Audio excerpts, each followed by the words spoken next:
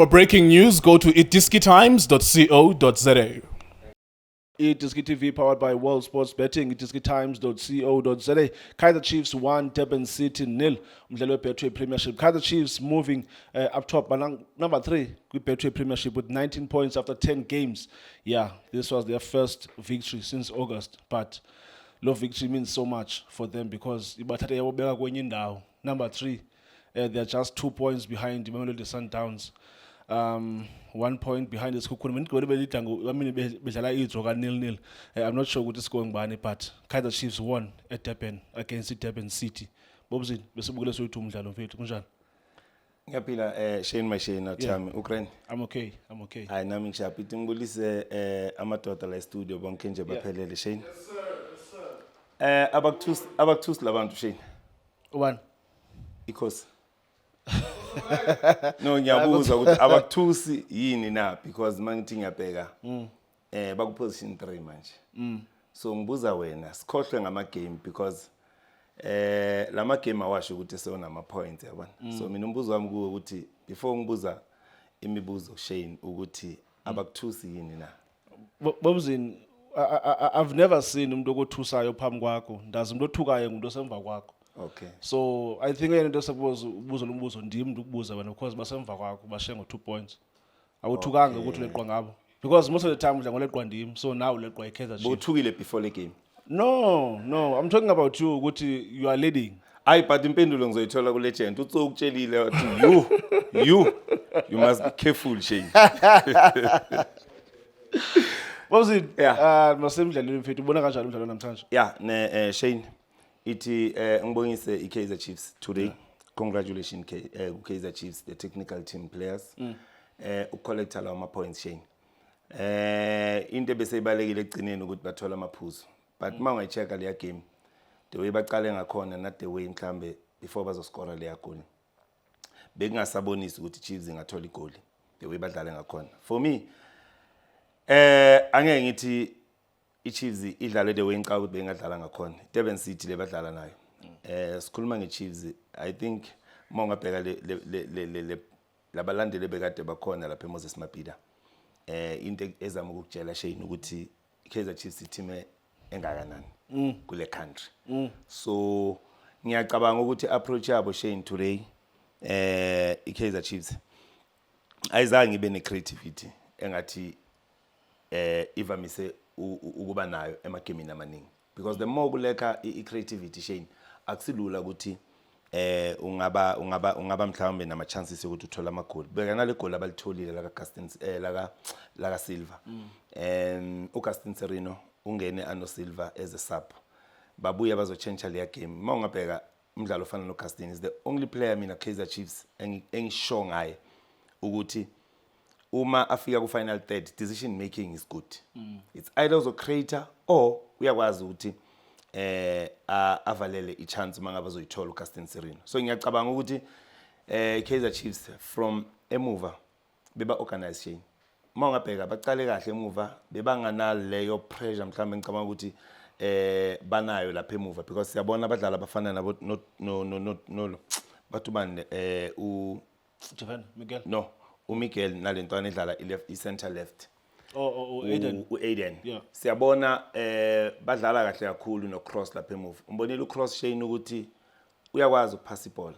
Uyakwazi ukudlala. Enhle uyakwazi ukureada labantu abakhona lapha phakathi abomthethwa nabadlala abafana nabo uNgcobo. Even though bangaveli uma babamba ibhola uyabona banokubhaca kancane but ngiyacabanga ukuthi bona badlale kahle lapha emuva. Solomon kulela side bekadlala kulo bekungasilula ukuthi uSolomon adlale because umntu ufuna le line uSolomon ufuna lela line bayodlala kanjani bonke kulela line because bafuna ukuya lapha kulo line man kanti esikhathini esiningi if uma ngabe mhlambe kudlala umdlalo okwazi ukuthi angene ngaphakathi so that akwazi uSolomon ukusebenzisa le line bekuba ne traffic uSolomon umaya lapha so ngale kulilepho bekugood why because bekanga overlap uCross bekanikeza ulilepho lela side njengoba simazi ulilepho ukuthi uthanda ukulisebenzisa so ngiyacabanga ukuthi ilento ebenza ukuthi ekugcineni ubone ucoach Adonto Solomon amletha ngaphandle anomfundo because bekungafunction nix kulela side bekufunctional side elifana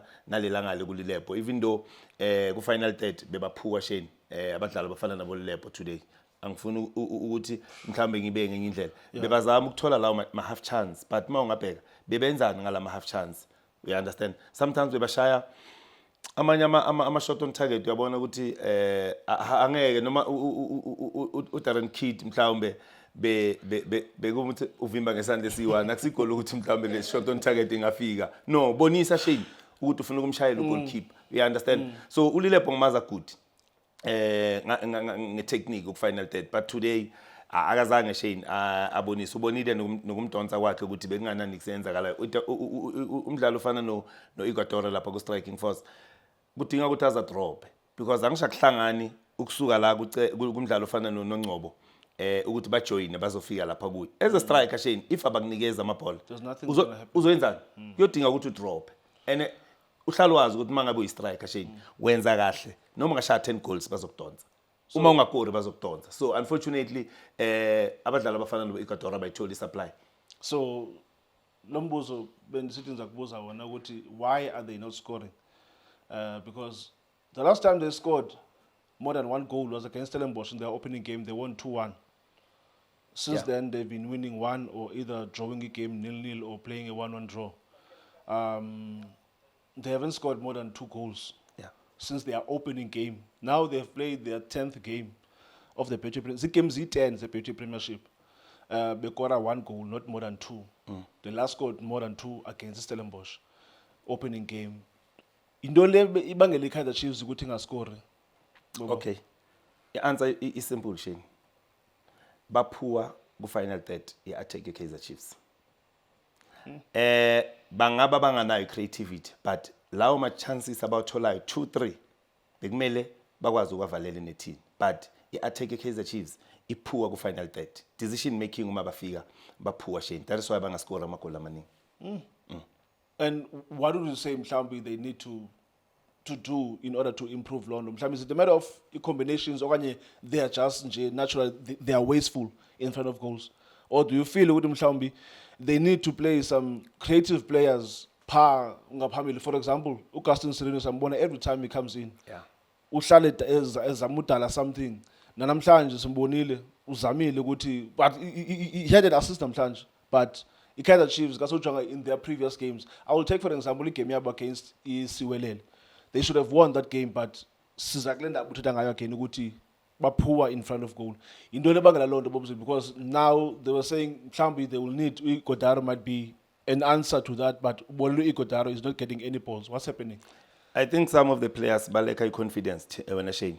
Baleka confidence if we attacker uzofuna ukukora mhlawumbe ngama games sometimes score week in week out leyo confidence leyo izokwenza ukuthi ama chance owatholayo ube clinical mawufika kule final third yakho Shane. Ngiyacabanga ukuthi lokho okwenza ukuthi Chiefs labadlali ubone ngathi mhlawumbe njengoba sisho sithi abatholi lama ungakori week in week out if uzothola strike ezizokora this week next week uyakora lo mdlalo you know ukuthi a chance azoyithola mhlawumbe useboxini or outside the box uzoscora. That is why ubona uGustin ngitshela ngithi une confidence whatever yenzayo ku final third decision making he's good ulilepo ne technique but if I technique yakhe sometimes akayisebenzisi kusho kona ukuthi khona la leka khona so ngiyacabanga confidence yabalimaza Shane abadlali beKaizer Chiefs so mawungabheka side ngene ku side le Durban City I don't know mhlambe ukuthi lo mbuzo bosazofika but Shane into engakutshela ukuthi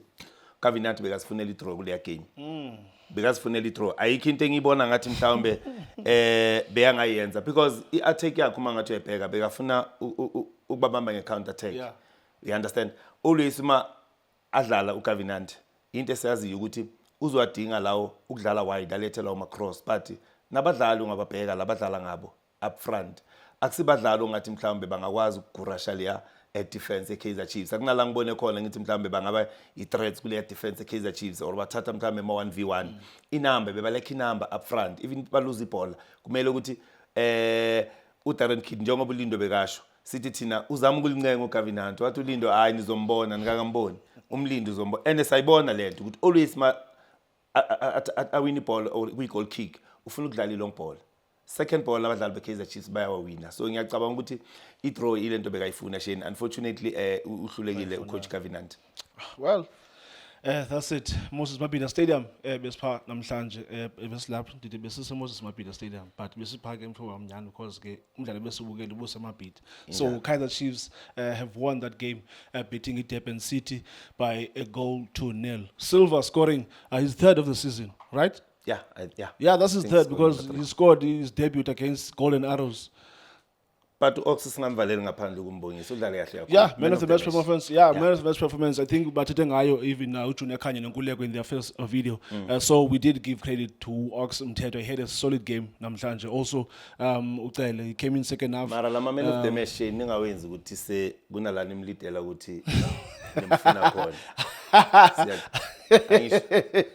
Phela ngiyanazi nina. Noma senika abadlala ama man of the match. Yes, we deserve Ox. Angifuni ukutshela manga udlale kahle. But akusho ukuthi manje njengoba uyamuza uthi athi khona la. Uthi makenze passport. Uthi makenze passport. I don't know. Shane. Hayi. Shoba masivale. Masidlale. That's it. It's Kaizer Chiefs 1, Durban City 0. There's a big important game tomorrow Loftus Stadium where iMamelodi Sundowns abesamkela ke iOrlando Pirates phango 3:30 umdlalo omkhulu sebesikhona silapha siucoverisha lo mdlalo lo. Orlando Pirates ke iMamelodi Sundowns rather they are winless against Orlando Pirates in their last 3 official games. The last time they beat Orlando Pirates a certain player from Brazil, Lucas Ribeiro Costa was still playing in the PSL. That was the last time Sundowns bethi Orlando Pirates kumdlalo official apha ke eMzantsi Africa. Ngomso badlale ke kumdlalo wesine asazi ke mhlawumbe Sundowns they might say hey sidlale ekhaya. Let's win this game. Okanye mhlawumbe indaba zikaWatu zathi no let's continue. Let's make it 4 official games without losing a game against Mamelodi Sundowns. But namhlanje ke is Kaizer Chiefs 1, Durban City 0. Thank you so much for watching iDisky TV. Sharp kunjani bafowethu igama lami uLindo Pep, the best analyst in the country. Please don't forget to subscribe to iDisky TV. Danko. This is Bongane Benedict Vilakazi, they call me so. Niyazi bafethu, ama coach for life, they are back in winning ways. Please, siyacela ukuthi subscribe iDisky TV.